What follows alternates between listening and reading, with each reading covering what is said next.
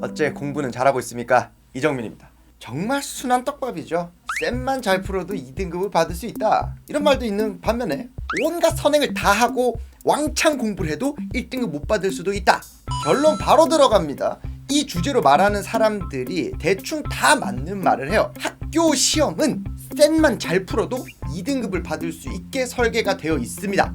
그런데 쌤을 풀어내는 학생은 이 2등급 인원수보다 훨씬 많아요.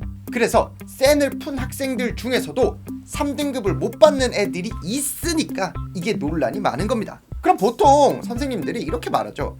쌤을 그냥 풀어서 되는 게 아니고 잘 풀어야 된다. 그럼 어떻게 하면 쌤을 잘 푸는 것이냐? 요거는 끝에 제가 말씀을 다시 드리기로 하고요.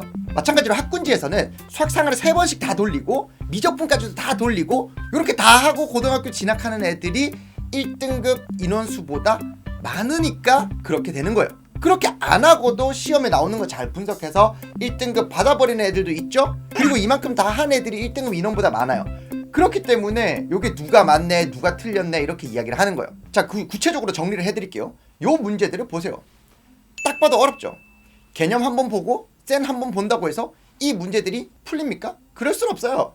고민해서 풀어낸다? 말이 안 돼요. 왜? 학교 시험 시간이 제한적이잖아요. 에이, 그럼 일부분의 문제만 딱 들고 온 거 아니냐? 자, 그럼 이 문제들 쫙 다 보세요 한번. 맞죠? 일부분의 이야기가 아니에요.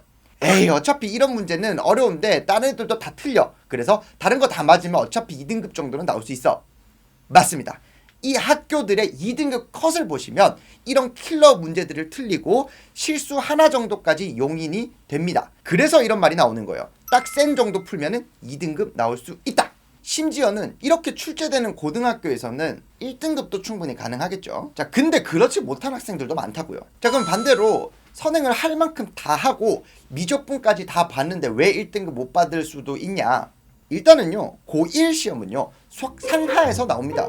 미적분이랑은 크게 상관이 없어요.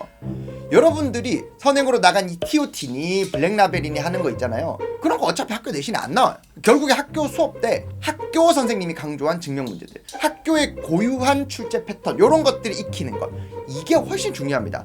학교 수업 시간에 한 번 더 잘 듣는 게 블랙라벨 100날 더 푸는 것보다 중요하다고요. 다 안다고 해서 학교 수업 무시하지 마세요.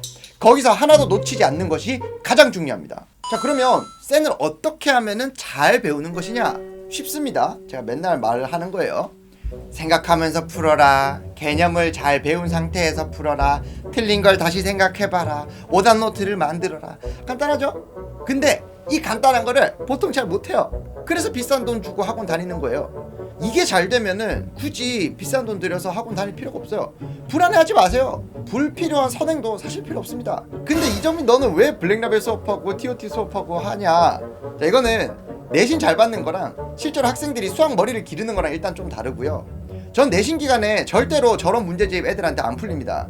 제가 보통 이제 최상위권 애들을 하다 보니까 2등급부터는 내신이나 수능이나 이렇게 다 비슷해요. 근데 1등급권이나 완전 극최상위권 입장에서는 이 내신과 수능은 거의 다른 과목 수준이 아닐까 싶을 정도로 좀 다르게 접근을 저는 합니다. 제가 이런 말 하면서도 블랙라벨 TOT 가르치는 거는 뭐 당연히 저도 그렇지만 이거 배우는 학생들이 바보가 아니겠죠? 다 이유가 있어서 하는 거라고 생각하시면 됩니다. 저는요, 예전부터 예쁜 말보다는 현실적인 말을 주로 합니다.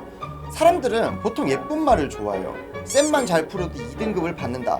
틀리지도 않는데 이게 무조건 맞지만은 또 아는 말이면서도 뭐 무조건 다 맞는 말도 아니에요. 그렇다고 수학 시험을 잘 모르는 사람들한테는 뭔가 그럴싸해 보인단 말이죠.